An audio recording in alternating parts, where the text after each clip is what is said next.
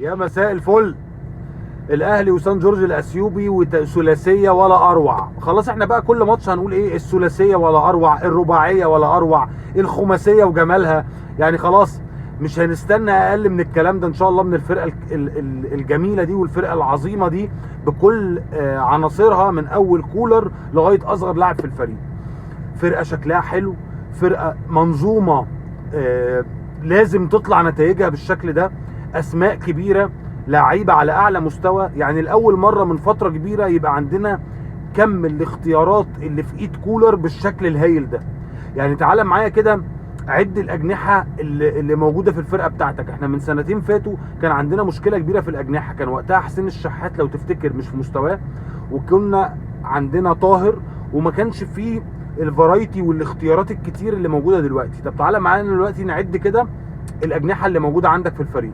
في بيرسي تاو، في حسين الشحات، في رضا سليم، وفي عبد القادر. مش عايزين ننسى بس عبد القادر، لان عبد القادر مظلوم في الماتشين اللي فاتوا دول، لانه بينزل لو عديت الدقائق اللي لعبها احمد عبد القادر في المباراتين مش هيطلعوا تلت ساعه على بعض.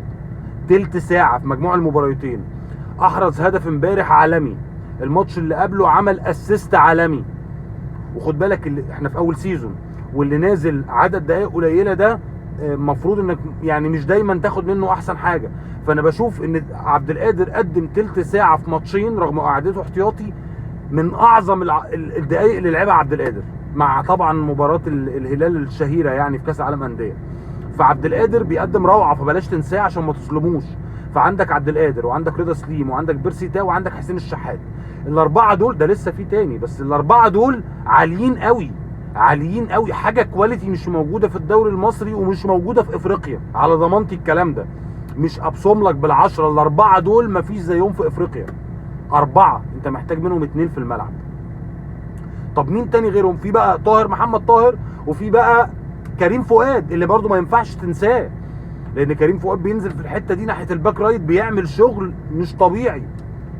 فما شاء الله عندك ستة، حاجه وتد، حاجه كده يعني ايه، زي ما بيقولوا الفرنساويين كريم دولا كريم. يعني مش حاجه قليله. السته منتخب، او على الاقل خمسه منهم منتخب. طبعا نتكلم بقى على الجوكر، نتكلم بقى على امام عاشور واللي بيعمله امام عاشور. امام عاشور بيعمل الاسيست الثالث ليه في مباراتين. طبعا ده غير مباراه اتحاد العاصمه اللي انا شايف انه كان احسن لاعب فيها، بغض النظر عن الاختيارات بتاعت اللجنه اللي اختارت تقريبا اليو ديانج وقتها في الماتش ده.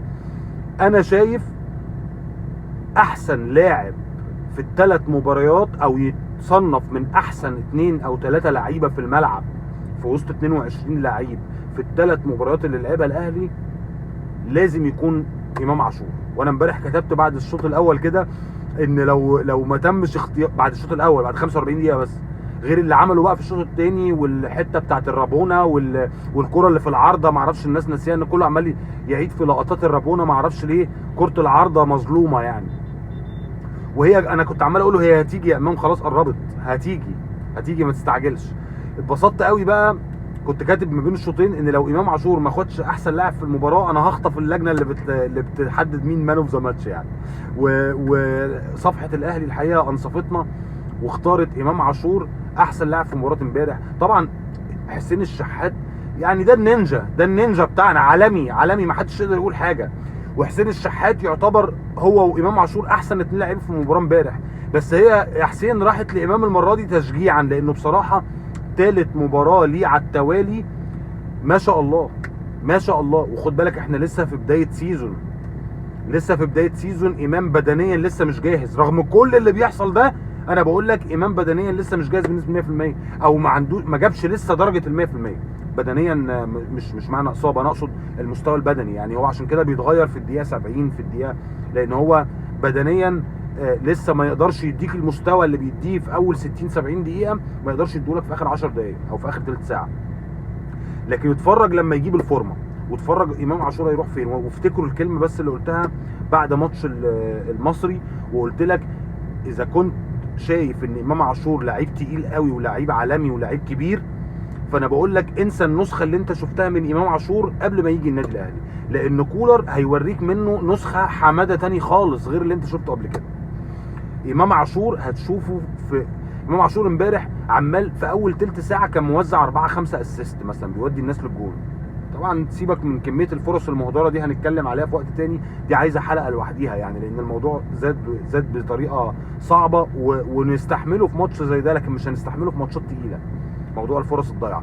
بس امام قعد يوزع كميه اسيستات في اول تلت ساعه، انا عايزك تجيب الماتش تاني وتعد لي اسيستات امام. للاسف ما عنديش حاجه تعمل لي الاحصائيه يعني، الحاجات اللي وداها امام او الفرص اللي كانت فرصه هدف ووداها امام للجول. حتى الجون اللي ما صنعوش امام اللي هو تعتبر بري اسيست يعني، لانه اداها لكهربا، وكهربا هو اللي صنع لحسين الشحات. وعايز اقول شابوه من هنا لبكره لحسين الشحات على التوقيفه، عشان التوقيفه هي الجون. كهربا مديله كرة مش سهله على فكره يعني، مديله واحده بالونه، رافع له واحده مش رافعها له صح، رافعها له بالونه. فالتوقيفه والتحكم والكنترول في الكوره في وسط الاثنين ثلاثه اللي حواليك، وانك تحطها كده، شابوه يا سحس، متعودين منك على الكلام ده يعني، مش جديد عليك. مبروك للاهلي، ومبروك عدد لاعيبتك بالكواليتي ده اللي موجود، اللي بقالنا سنين ما شفناش كم اللعيبه بالكواليتي دي كده في الاهلي بدكه الاحتياطي بكله. اتمنى حاجه اخيره بس، اتمنى المباراه الجايه مع سان جورج نشوف مصطفى شوبير، واتمنى نشوف ياسر ابراهيم، واتمنى يجرب حد في الباك الشمال مكان معلول، واتمنى نشوف تغييرات كتيره نشوف فيها بقيه الفرقه. طبعا رضا سليم راجع الماتش اللي جاي بعد الايقاف، اتمنى ينوع لنا. كولر عنده فرايتي كتير قوي، عايز اشوف مجموعه